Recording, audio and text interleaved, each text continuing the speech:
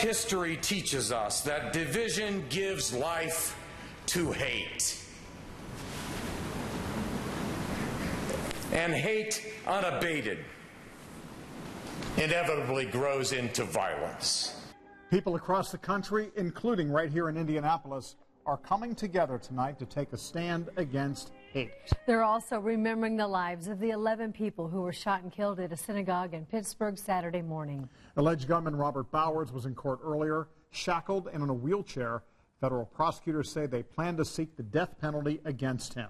But as our Emily Longnecker tells us now tonight at 11, the focus right now is about the lives that were lost and how people are planning to honor their memory.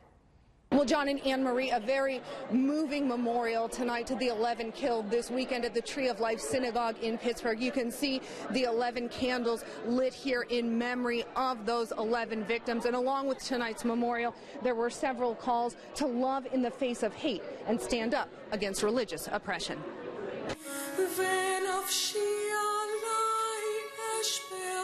The sounds of sorrow and mourning, remembering the 11 people who died Saturday in what's being called the worst attack on the Jewish community in U.S. history. It is our unity and our respect and love for one another that will sustain us today.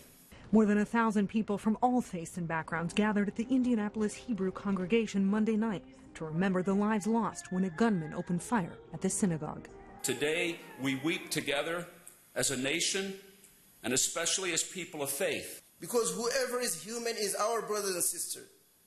And the pain that they would feel, we're supposed to be feeling it as if we were one family. In fact, because we are one family. Professor Jeremy Price remembered one of the victims, 66-year-old Jerry Rabinowitz, who he knew personally. I remember Jerry for his bright eyes and his smile that was as genuine and wide as the bow tie he always wore.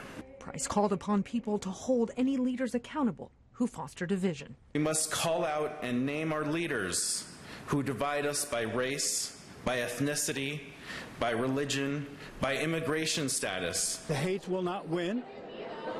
We are about love. It didn't just feel like it was just Jewish people, which there was a lot of, but it was more than that. Indeed, while those of the Jewish faith, both in Pittsburgh, across the country, and the world, weep for this past weekend's tragedy, so many others share their tears.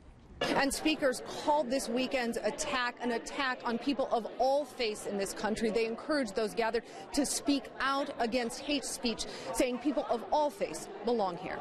Emily Longnecker, Channel 13, Eyewitness News.